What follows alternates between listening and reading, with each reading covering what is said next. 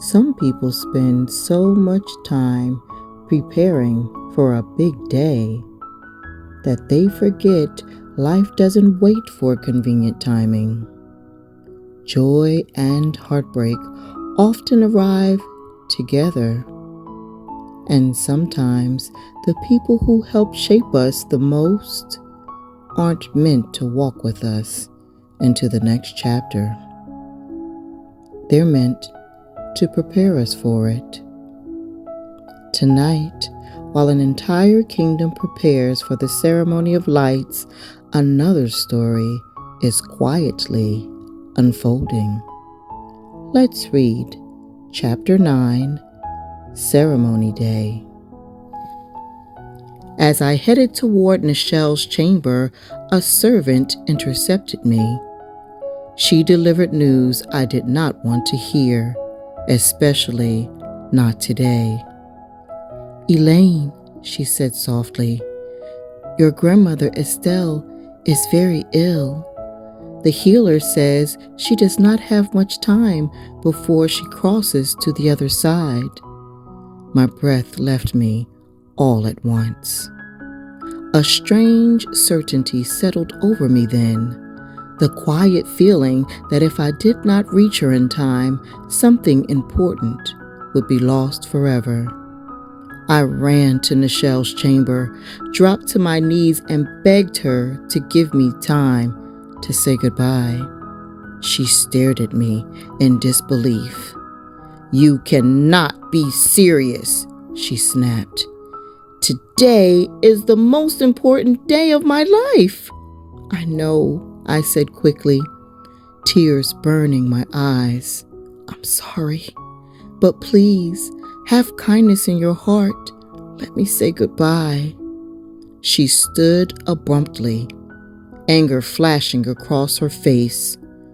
Then something else appeared, reluctant mercy. "I will have the carriage take you," she said sharply. "You have 1 hour. 1! The carriage will bring you back promptly. Do you hear me?" "Yes, Princess," I said. I was already running. Orders were shouted. The carriage was readied. Nichelle stood watching as I climbed inside, her voice following me down the palace steps. "Bring her back in 1 hour." The carriage lurched forward, racing through familiar streets toward the place I once called home. "I'll get you there quickly," the coachman promised. When we arrived, I leapt from the carriage and burst through the door. "Grandmother," I cried, "I'm here." She lay in the bed, frail and weak. This was not how I remembered her. "Come closer," she said softly. I knelt beside her. She looked up at me and smiled. "Elaine," she said. My name sounded like a blessing in her mouth. "The ancestors have been good to me," she whispered. "They came to me after they took you away in the carriage that day.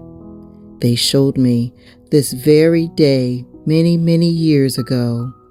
They said I would see you again." Her eyes shone gently. "And here you are, grown and beautiful." I hugged her tightly, kissed her face, and told her how much I loved her. I thanked her for raising me, for protecting me, for every sacrifice she had made. She smiled. "Do you remember the songs I used to sing to you?" she asked. "Yes, grandmother." I began to sing. As I did, something moved inside me. Emotion surged. My skin began to glow. "Not yet, child," she said gently. Then she began to cough, deep, uncontrollable coughs that shook her small frame. When the coughing passed, she looked at me again with fierce tenderness. "Elaine," she said, "never forget, you are special. You are a gift from the divine universe." When the time comes, you will know, and you will be ready. She grasped my hand. I want you to remember these words. Yes, grandmother, I said. I won't forget. She motioned for me to lean closer. Her lips brushed my ear. I am the light.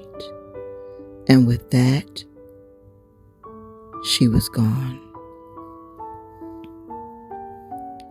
Sometimes people who prepared us for the journey become part of the light that guides us forward. And sometimes the most important words we hear are the ones we don't fully understand until much later, because those words can change everything. This is I Am the Light by Sja-Juana Elaine Taylor, available now on Amazon. If this chapter found you before chapter 1, no worries. Chapter 1 is waiting for you on my page. And tonight, let's dedicate this reading to all the grandmothers who were our guiding lights. I miss you, Grandma. Now I know.